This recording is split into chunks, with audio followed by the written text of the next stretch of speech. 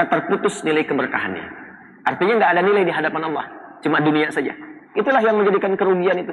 Dikasih waktu untuk beraktivitas, tapi aktivitas yang dikerjakan tak ada nilai di hadapan Allah. Ya, ini keluar lagi menjadi kotoran, ke alam kubur nggak ikut.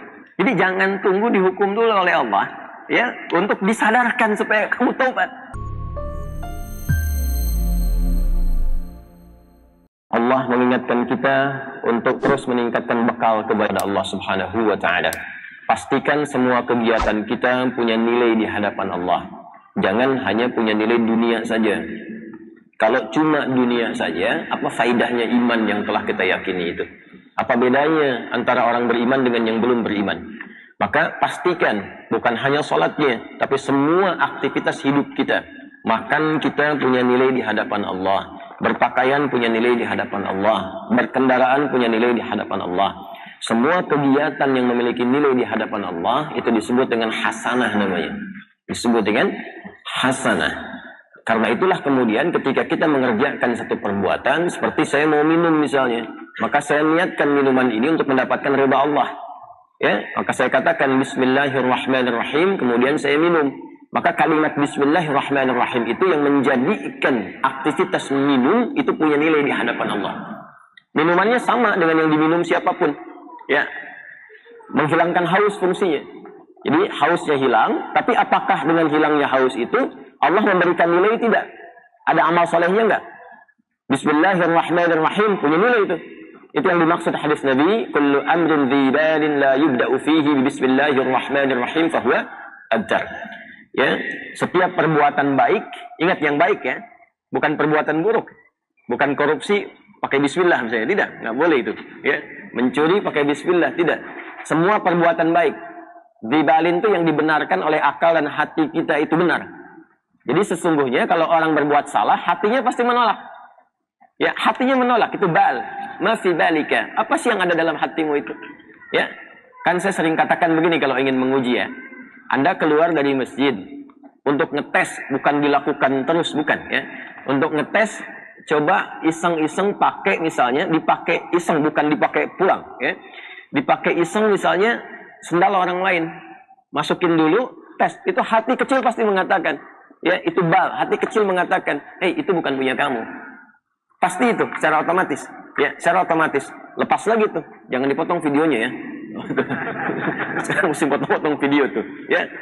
Itu ngecek itu seperti itu, hatinya pasti akan protes. Nah, jadi Nabi pernah mengatakan istafti qalbak, ya. Coba tanya hatimu yang paling dalam. Kedalaman hati itu disebut dengan bal namanya. Mafi balik, kenapa ada? Apa sih isi hatimu itu yang membimbing pikiranmu itu, ya? Nah, dari situ kullu amrin dhi balin, setiap perbuatan baik yang dibenarkan oleh hati kita, membimbing pikiran kita, tapi tidak diiringi dengan Allah. Bismillahirrahmanirrahim. Ya, fahuwa abtar. Maka terputus nilai keberkahannya. Artinya nggak ada nilai di hadapan Allah, cuma dunia saja. Setiap perbuatan baik yang diniatkan untuk mendapatkan ridha Allah itu disebut dengan hasanah. Poinnya 10. Setiap perbuatan baik itu poinnya berapa? 10. Itu yang dimulai di Al-An'am ayat 160 tadi. Man jaa'a bil hasanati falahu 'asyru amthaliha. Siapa yang mengerjakan satu perbuatan baik, punya nilai di hadapan Allah, maka nilainya diperintahkan pada malaikat mencatat 10 kebaikan. 10 itu tadi standarnya ya, bukan 1, 2, 3, 4, tidak. 1 ke 2 ya, potensinya 500 tahun. 2 ke 3, 500 tahun. 3 ke 4, 500 tahun. Makanya mengumpulkan pahala itu caranya mudah. Mudah. Ya, cuma nanti kemudahan itu bergantung pada iman. Makanya bab iman, bab akidah itu yang paling pokok. Gitu. Hanya iman yang mampu menggerakkan kita untuk mendekat kepada Allah. Kalau imannya tidak maksimal, sinyalnya nggak kuat, ya boleh jadi tidak akan semua amal itu menjadi amal soleh. Itulah yang menjadikan kerugian itu. Dikasih waktu untuk beraktivitas, tapi aktivitas yang dikerjakan tak ada nilai di hadapan Allah. Karena hasanah ini yang dibawa pulang, bukan minumannya. Ya, ini keluar lagi menjadi kotoran, ke alam kubur nggak ikut. Hasanah itu yang akan dikonfirmasi sampai dengan di akhirat nanti. Jadi di dunia dikerjakan, di akhirat ditampakkan. Itu yang dimaksud di Al-Baqarah ayat 201 itu. Wa minhum man yaqulu rabbana atina fid dunya hasanah wa fil akhirati hasanah wa qina adzabannar. Kan? Maka di dunia kita mengerjakan itu, di akhirat dikonfirmasi. konfirmasi itulah yang kita sebut dengan pahala itu. Jadi setiap nilai 1 ke 2, 2 ke 3, 3 ke 4 disebutnya ajrun namanya. Ya, nilainya disebut dengan hasanah. Hitungan 1, 2 ke 3 ke 4 terus disebut ajrun. Di surah At-Tin itu yang paling viral, lahum ajrun ghairu mamnun, ya. Nah, jadi itu yang disebut ajrun, kita terjemahkan dengan pahala. Jadi yang ikut pahalanya, amal solehnya di dunia. Di alam kubur kan sudah nggak ada amal soleh lagi. Ya, nggak ada amal soleh lagi. Jadi jangan berharap atau berdoa, mudah-mudahan di alam kubur masih bisa tahajud misalnya. Enggak, udah istirahat di alam kubur itu. Tinggal ditampakkan pagi dan petang itu, ya, ditampakkan kenikmatan surganya nanti. Kalau dia insan beriman, hadis riwayat Umar bin Khattab radhiyallahu taala anhu tentang sifat surga. Nanti ada kitab Bad'ul Khalqi di dalam Sahih Al-Bukhari. Nanti di subtopiknya yang ke-9 itu tentang sifat abwabil jannah, sifat tentang pintu-pintu surga. Ya, di hadis kedua dari situ adalah hadis dari Umar bin Khattab radhiyallahu taala anhu yang menerangkan tentang bagaimana keadaan di alam kubur ya bagi setiap manusia. Kalau dia min ahlil jannah, ya, in kana min ahlil jannati, jika dia termasuk ahli surga maka ditampakkan surganya setiap pagi dan petang. Ini nanti yang melahirkan rumusan diantaranya zikir pagi dan petang. Ya, dan nanti ada hadis-hadis lain tentang fadilah-fadilah keutamaan yang mengantarkan ke alam kubur. Saat di akhirat ditampakkan itu semua dalam bentuk kitab kita. Makanya nanti di surah Al-Isra akan dikonfirmasikan Iqra kitabak kafa bi nafsika al-yawma 'alaika hasiba. Jelas ya? Nah, karena itu disarankan kita mulai meniatkan diri kita sepenuhnya untuk menjadikan semua aktivitas kita punya nilai, menjadi hasanah. Termasuk sholat yang baru ditunaikan. Karena sholat itu ibadah pertama dalam Al-Quran yang disebut dengan hasanah. Quran surah ke-11 Hud di ayat 114. Aqimis sholata tarafain nahar wa zulafan minal layl innal hasanati yudhibna sayyiat. Ya? Tunaikan sholat dari mulai pertengahan siang sampai dengan ke malam, ya, dari mulai terus sampai dengan subuh sampai dengan ke isya.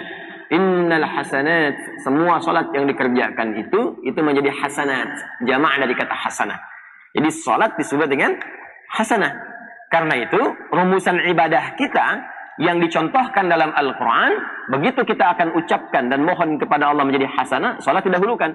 Inna salati, teruskan ayatnya, wa nusuki wa mahyaya wa mamati lillahi rabbil alamin. Dan ini nanti akan menjadi salah satu di antara 12 doa iftitah.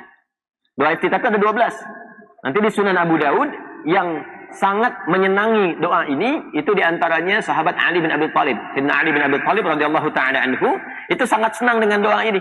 Beliau membaca dalam salatnya itu wajjahtu wajhiya lilladzi fataras samawati wal arda hanifan musliman wa ma ana minal musyrikin. Inna salati wa nusuki wa mahyaya wa mamati lillahi rabbil alamin la syarika lahu wa bidzalika umirtu wa ana minal muslimin wa ana awwalul muslimin, dengan dua riwayat. Nanti yang Abu Hurairah itu yang meriwayatkan yang Allahumma ba'id, yang Ali bin Abi Thalib yang meriwayatkan wajjahtu. Yang di situ terdapat inna salati. Jadi kita berikrar tuh. Bukan hanya salat kita, semua ibadah kita. Semua ibadah kita, wa nusuki, wa mahyaya, semua kegiatan hidup kita. Ya, wa mamati sampai kita wafat. Jadi barusan itu kita berikrar, selesai salat subuh, mulai selesai subuh ini, semua kegiatan kita mesti punya nilai di hadapan Allah Subhanahu wa taala. Itu ikrarnya. Jangan sampai berbuat maksiat. Awas, hati-hati. Maka ditutup nanti di ayat 165-nya. Awas, di ujung ayatnya nanti inna rabbaka sari'ul iqab wa innahu ghafur rahim. La ghafurur rahim. Hei, ingat ya, kalau kamu berbuat salah, Allah itu cepat hukumannya. Tapi dalam saat yang bersamaan, Allah sangat maha pemaaf dan pengampun dari segala dosa-dosamu. Maksud rangkaian ayat ini begini, nggak ada di antara kita yang sempurna. Sekarang pun kita ada di masjid, boleh jadi banyak lumuran dosa yang pernah kita lakukan. Ya, tidak ada yang sempurna. Ada kesalahan, mungkin sebelum berangkat ke sini ada dosa yang diperbuat. Ada kesalahan yang dilakukan. Jangan tunggu untuk bertobat dengan mengakhirkan di akhir waktu. Ya, sungguh orang-orang yang menggantungkan waktu taubatnya itu di waktu-waktu yang panjang sehingga boleh jadi maut datang lebih cepat dari apa yang dia duga. Orang-orang seperti itu mohon izin tidak dapat mendapatkan kesempatan taubat dengan maksimal. Maka kalau kita sadar berbuat salah, kata Allah, hei, jangan malu untuk kembali kepadaku. Karena aku adalah Ghafurur Rahim. Sepanjang kau mau kembali, aku akan cepat mengampuni dosa yang pernah engkau kerjakan dan menghapuskannya sampai ketika engkau kembali. Jelas? Tapi kalau sengaja ditunda-tunda atau sengaja berbuat dosa, ada beberapa dosa yang dipercepat hukumannya sebagai muqaddimah saat di dunia. Bukan balasan aslinya, sebagai muqaddimah. Muqaddimah itu pun karena ada rahmat Allah di dalamnya untuk mengingatkan dia supaya kembali lagi. Ya. Misalnya pelaku riba dibuat susah, dibuat hilang, hancur harta dan sebagainya gitu kan. Nah, ada yang dosa kepada kedua orang tua, ya dibikin susah nanti di kehidupan, di pekerjaannya, sulit A, sulit B, supaya sadar. Itu nanti ada di Quran surah As-Sajdah itu. وَلَنُذِيقَنَّهُمْ مِنَ الْعَذَابِ الْأَدْنَى دُونَ الْعَذَابِ الْأَكْبَرِ لَعَلَّهُمْ يَرْجِعُونَ. Ya.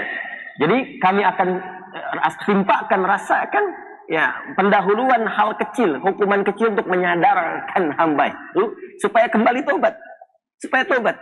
Jadi jangan tunggu dihukum dulu oleh Allah ya untuk disadarkan supaya kamu tobat. Sepanjang kita merasa ada kesalahan, istighfari, minta ampun, kembali pulang, lalu setelah itu istiqamah mengerjakan kebaikan sampai kita kembali pada Allah Subhanahu wa taala. Itulah pesan dari ayat yang dibacakan dalam 2 rakaat subuh tadi, dan semoga itu menyadarkan kita untuk memperbaiki hidup kita insyaallah.